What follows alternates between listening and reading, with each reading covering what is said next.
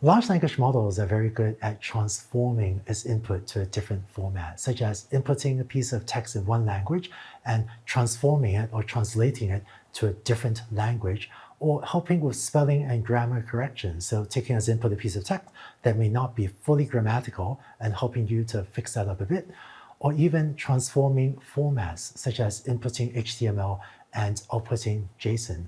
So there's a bunch of applications that I used to write somewhat painfully with a bunch of regular expressions that would definitely be much more simply implemented now with a large language model and a few prompts. Yeah, I use ChatGPT to proofread pretty much everything I write these days, so I'm excited to show you some more examples in the notebook now.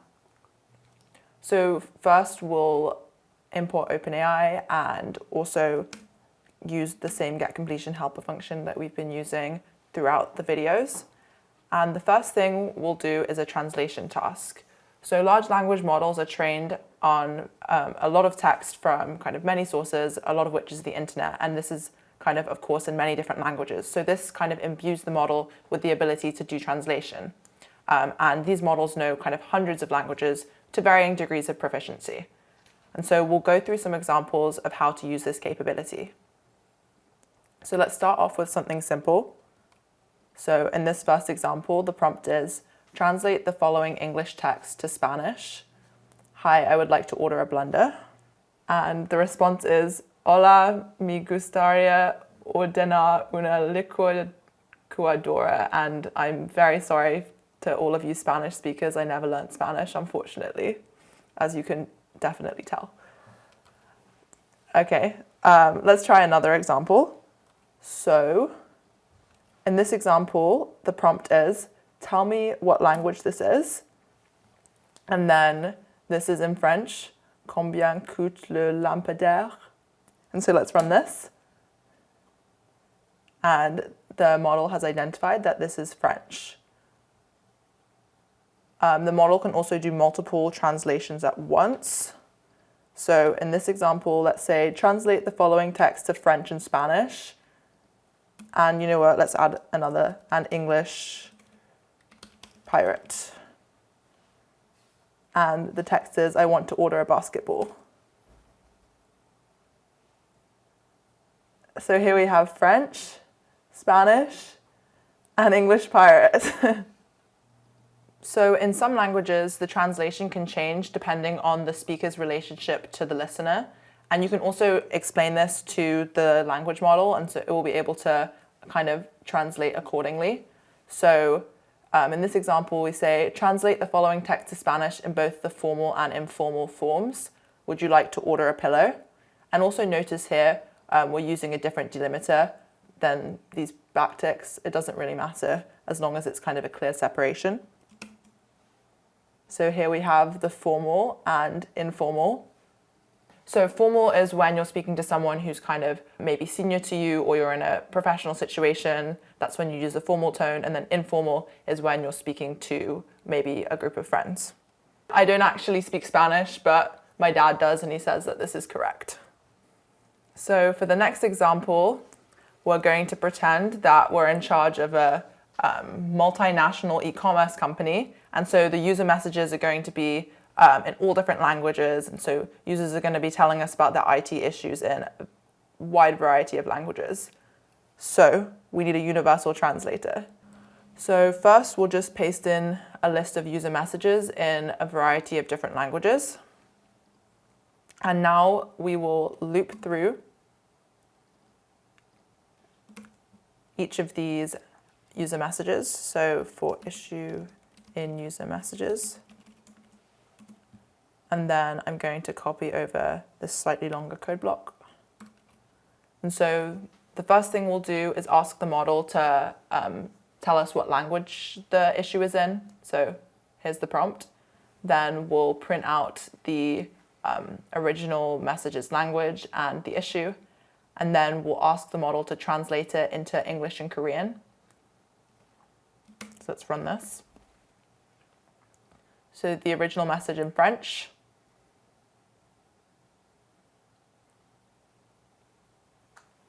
So we have a variety of languages, and then the model translates them into English and then Korean. And you can kind of see here, so the model says, this is French. So that's because the response from this prompt is going to be, this is French.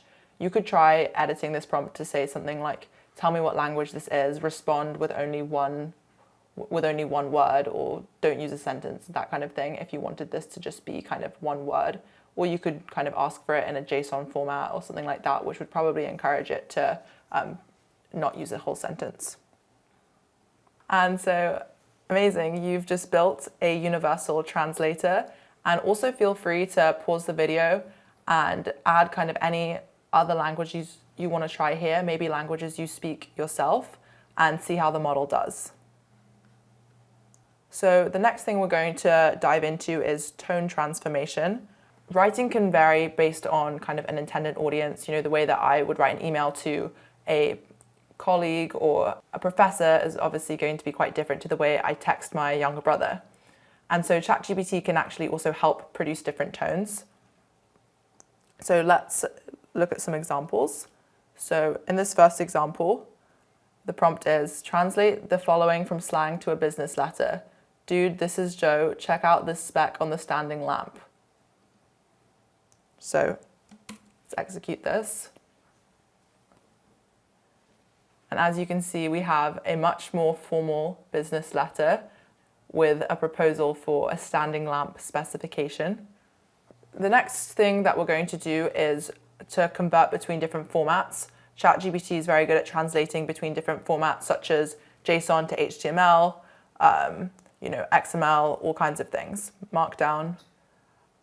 And so in the prompt, we'll describe both the input and the output formats. So here is an example.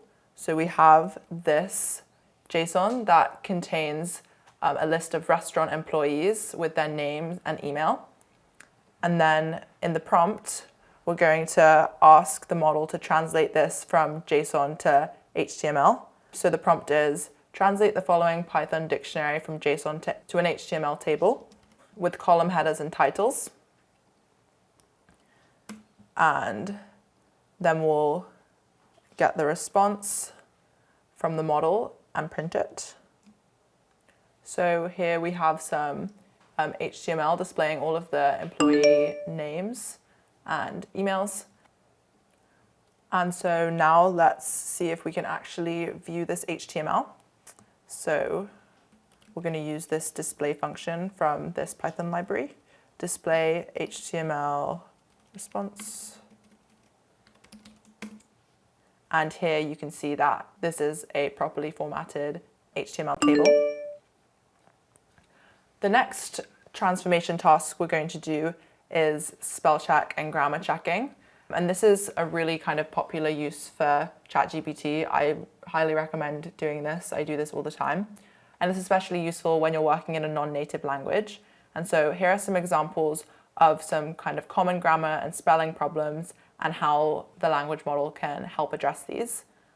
So I'm going to paste in a list of sentences that have some kind of grammatical or spelling errors. And then we're going to loop through each of these sentences and ask the model to proofread these. Proofread and correct. And then we'll use some delimiters.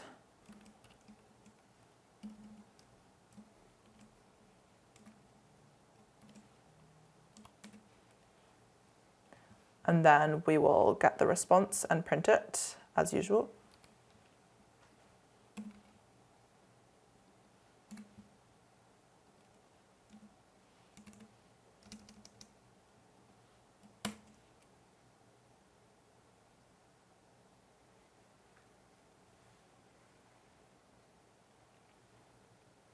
And so the model is able to correct all of these grammatical errors. We could use some of the techniques that we've discussed before. So we could, to improve the prompt, we could say proofread and correct the following text and rewrite.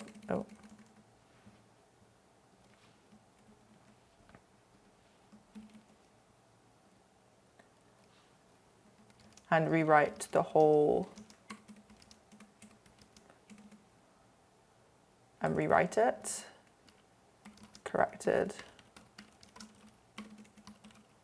version. If you don't find any errors, just say no errors found. Let's try this. So this way we were able to, oh, they're still using quotes here. But you can imagine you'd be able to find a way with a little bit of iterative prompt development to kind of find a prompt that works more reliably every single time. And so now we'll do another example. It's always useful to check your text before you post it in a public forum. And so we'll go through an example of checking a review. And so here is a review about a stuffed panda. And so we're going to ask the model to proofread and correct the review. Great, so we have this corrected version. And one cool thing we can do is find the kind of differences between our original review and the model's output.